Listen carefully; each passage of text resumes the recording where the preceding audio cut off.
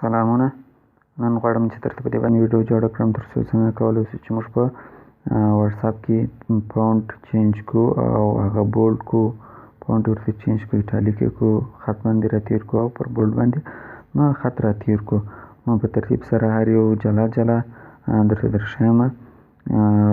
که چیرې تاسې غواړئ چې دغه طریقه زده کړئ نو ویډیو تر پایه وګورئ، او که چیرې تاسې زموږ د یوټیوب چینل تر اوسه پورې نه سبسکرایب کړی او یا هم زموږ د یوټیوب چینل ته نوي راغلي یاست نو د مهربانۍ له مخې دلته چې کله راغلاست زموږ د یوټیوب چینل به درسره سبسکرایب کړئ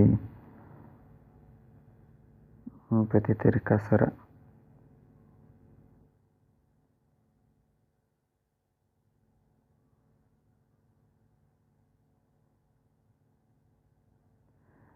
چیرې تاسې زموږ د یوټیوب چینل نه یو سبسکرایب کړی نو دلته پر سبسکرایب باندې کلیک ووهئ او په څنګ کې هم بیا د بیل علامه راوړي چې پر باندې هم کلیک وکړئ ترڅو زموږ هره نوې ویډیو تاسو ته په وخت او زمان در ورسېږي.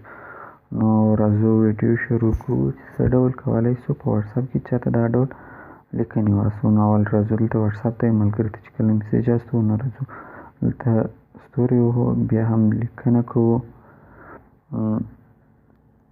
ته چې څو بولډ شو، او بله طریقه یې همداسې ده چې دلته واتساپ ته راځو انډرسکور وهو، بیا هم لیکنه کوو ورته بیا انډرسکور وهو دا چې څو ایټالیک شو. او بله طریقه یې دا ډول ده چې راځو دلته دی وهو او بیا هم لیکنه کوو ورته بیا دی وهو. په دا ډول سره به پر خط باندې پر لیکنې باندې خط کش دی. او یو بل دا طریقه چې پر بولډ لیکنې باندې څنګه خط کشولی سو. نو راځو دلته اول راځو دلته انډرسکور وهو، بیا راځو دی وهو، ورته بیا ستوري وهو او بیا راځو دلته لیکنه کوو. چې کله مو لیکنه وکړه ورته به دغه عددونه ورته چپه وهئ، یعنې اول به ستوري وهئ، بیا به دی وهئ، بیا به انډرسکور وهئ، یعنې پر بولډ لیکنې باندې مو خط راکش کړئ.